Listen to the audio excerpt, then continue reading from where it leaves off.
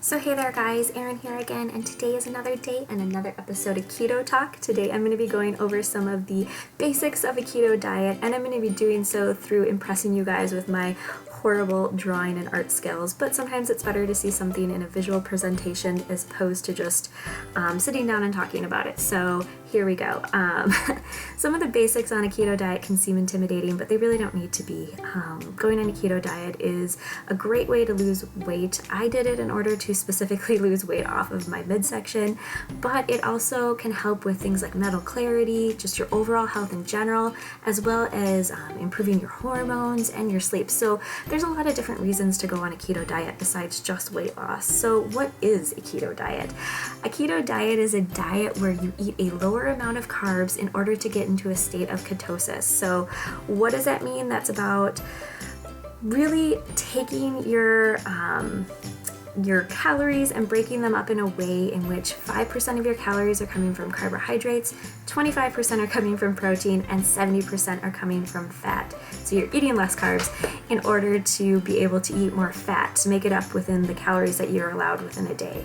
And that keeps you fuller longer, which cuts down on cravings and just makes it easier to lose weight and stay kind of, away from cravings and snacking and stuff like that. So when we eat a low carb diet, we again eat less carbs. So we are also reducing our insulin levels, causing our bodies to store less fat. Insulin is something that's released from the pancreas in order to assist with digestion. It helps to break down carbohydrates and sugars into glucose, and then your body can use that as fuel. So when there's too many of that in your diet, your body ends up storing it all over the place. And then you're getting into trouble because it's hard to access that stored fat. And so in order to do that, you have to teach your body to start running and feeding itself on fats. So when we go into ketosis by being on a low carb diet, we are teaching our body to, instead of running on glucose, to run on ketones, which then the body starts going into those store fat cells. And when it does that, it can, take the fat out of the cell and then replace it with water. Because for a long time, if you've been storing a lot of fat on your body can be concerned about, well, will this fat come back? Do I need to kind of save room for it? And so it will fill those cells with water. And so what a lot of people experience on a keto diet is an effect called the whoosh. And that is, as the fat is reduced, water's filled in there. And then once the body realizes that that fat's never coming back because you're only burning from fat now, it whooshes the weight away. So people will experience kind of dramatic jumps on the scale. And you know what? That's a great thing because you can feel kind of down when you don't get those scale victories, but then when you get the whoosh, it's a great feeling and it kind of makes the whole thing worthwhile. So another thing that you want to be mindful of on a keto diet is keeping your electrolytes balanced. There are 3 primary ones: sodium, magnesium, and potassium. Sodium is easy to get in there from salt, and magnesium and potassium are easy to find in great things like green leafy vegetables, nuts and seeds, and your meat. So look into the nutrition facts on your food, and it's really easy to get it in there. So you can supplement it, but it's something that you can find in a lot of great keto-friendly foods. Calcium and chlorine are 2 other electrolytes that you want to keep in check.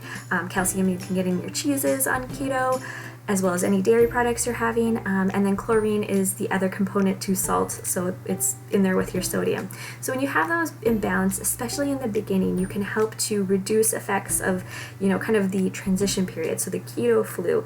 And the keto flu is not a real flu.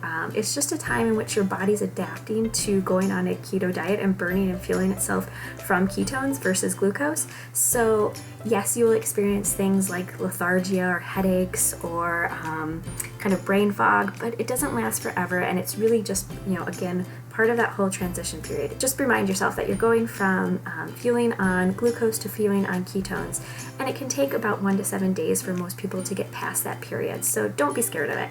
Another thing that people can be really intimidated on when starting out on keto is fiber, and remember that you calculate your carbs based on net carbs. So you want to subtract the fiber from the total amount of carbs that are listed on any food. So if there's 10 carbs listed and there's 7 from fiber, you're really only getting 3 carbs, and so that's what you want to track from. So I really promote eating a heavy fiber diet because that will promote you to eat things like broccoli, lettuce, green leafy vegetables, good nuts and seeds, coconut, avocado, and with the coconut you want to eat coconut from clean sources, so not artificial coconut or fake coconut. You want it to be good, clean, real coconut, as well as coconut fiber or coconut flour is a great source too.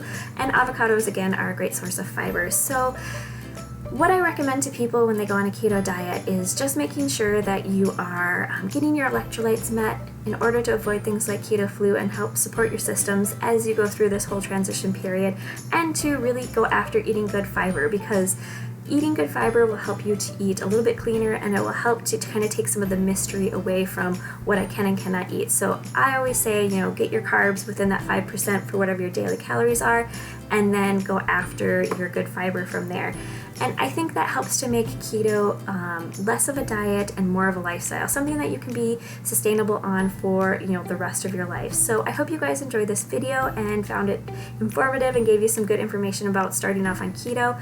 Be sure to go ahead and subscribe if you aren't already, and to give this video a like, because it really lets me know that I'm again putting out videos that you guys are enjoying. So until next time, I hope you guys are doing well, and I will see y'all later. Bye.